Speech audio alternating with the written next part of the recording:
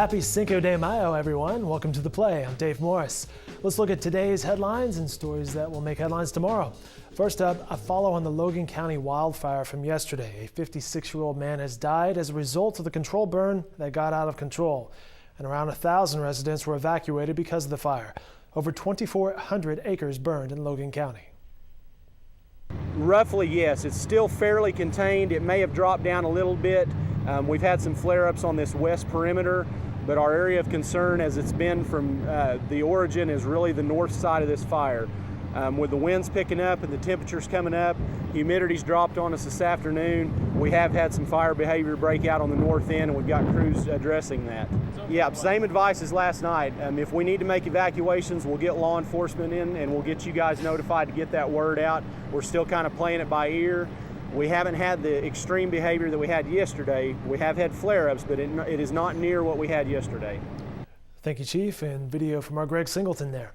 Charles Frederick Warner has asked the Oklahoma Court of Criminal Appeals for a stay of execution pending the results of an investigation into the botched lethal injection of Clayton Durrell Lockett.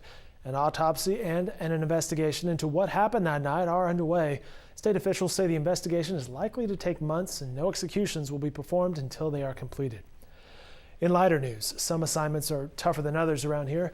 Sonic Corporation is building a new test kitchen called the Culinary Innovations Center at its headquarters down in Bricktown.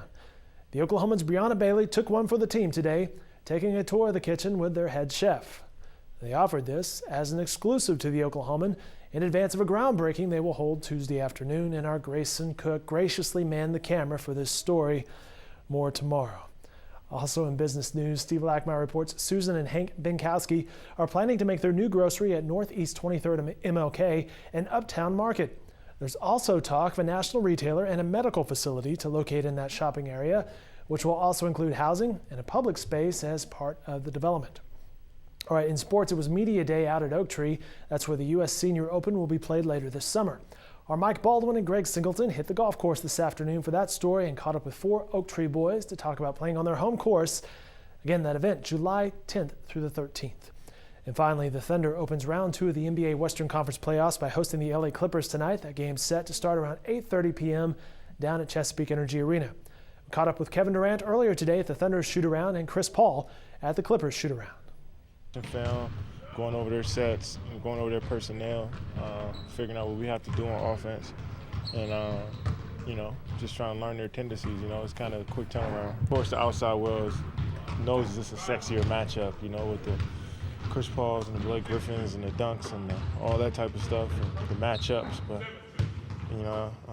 every series is tough, especially in the playoffs. And the last one was tough.